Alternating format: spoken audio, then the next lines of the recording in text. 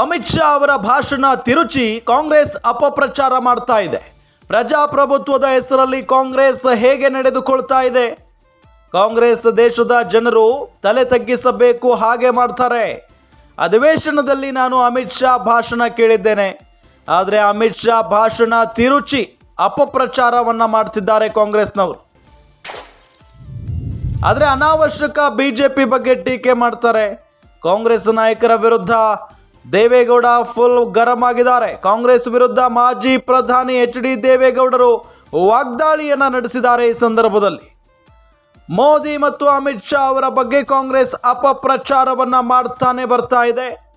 ಅಮಿತ್ ಶಾ ಮೊನ್ನೆ ಕಲಾಪದಲ್ಲಿ ಮಾಡಿದ ಭಾಷಣವನ್ನು ತಿರುಚಿ ಅಪಪ್ರಚಾರವನ್ನು ಮಾಡ್ತಾ ಇದ್ದಾರೆ ಕಾಂಗ್ರೆಸ್ನ ನಾಯಕರು. ಗಮನಿಸ್ತಾ ಇದ್ದೀವಿ. HD ದೇವೇಗೌಡರು ಇದಕ್ಕೆ ಪ್ರತಿಕ್ರಿಯೆಯನ್ನು ಕೊಟ್ಟಿರೋದು.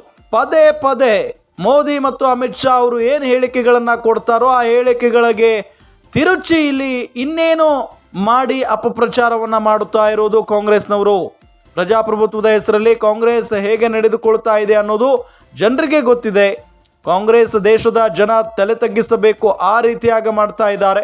ಅಧಿವೇಶನದಲ್ಲಿ ನಾನು ಅಮಿತ್ ಶಾ ಅವರ ಭಾಷಣವನ್ನು ಕೇಳಿದ್ದೇನೆ. ಆದರೆ ಅಮಿತ್ ಶಾ ಭಾಷಣವನ್ನು ತಿರುಚಿ ಅಪಪ್ರಚಾರವನ್ನು ಮಾಡ್ತಾ ಇರೋದು ಕಾಂಗ್ರೆಸ್.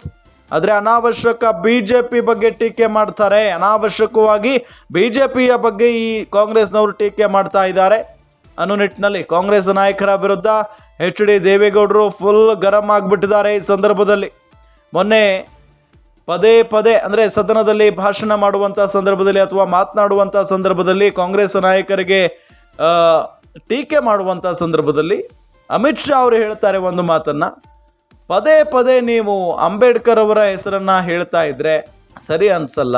ಅಂಬೇಡ್ಕರ್ ಅವರ ಹೆಸರನ್ನು ಹೇಳ್ಕೊಂಡೇ ಇಷ್ಟು ದಿನ ಬಂದುಬಿಟ್ಟಿದ್ದೀರಿ ನೀವು. ಜೊತೆಗೆ ಅಂಬೇಡ್ಕರ್ ಅವರ ಜಪ ಏನು ಮಾಡ್ತಾ ಇದ್ದೀರಾ, ಇದೇ ಜಪವನ್ನು ದೇವರನ್ನು ನೆನೆಸ್ಕೊಂಡಿದ್ರೆ ನಿಮಗಿನ್ನೂ ಒಳ್ಳೇದಾಗ್ತಾ ಇತ್ತು, ಅಂಬೇಡ್ಕರ್ ಅವರಿಗೂ ಕೂಡ ಒಳ್ಳೇದಾಗ್ತಾ ಇತ್ತು ಮೇಲ್ಗಡೆ ಅನ್ನೋ ನಿಟ್ಟಿನಲ್ಲಿನೇ ಹೇಳಿಕೆಯನ್ನು ಕೊಡ್ತಾರೆ. ಬಟ್ ಆ ಹೇಳಿಕೆ ಬೇರೆ ರೀತಿಯಲ್ಲಿ ಕಾಂಗ್ರೆಸ್ ತಿರುಚಿ ಬಿಡುತ್ತೆ. ಇದರಿಂದ ಇಡೀ ದೇಶಾದ್ಯಂತ ಅಮಿತ್ ಶಾ ಅವರ ರಾಜೀನಾಮೆಗೆ ಆಗ್ರಹಿಸಿ ಪ್ರತಿಭಟನೆಗಳು ನಡೀತವೆ. ಹಾಗಾಗಿನೇ HD ದೇವೇಗೌಡರು ಈ ರೀತಿಯಾದಂಥ ಪ್ರತಿಕ್ರಿಯೆಯನ್ನು ಕೊಟ್ಟಿದ್ದಾರೆ.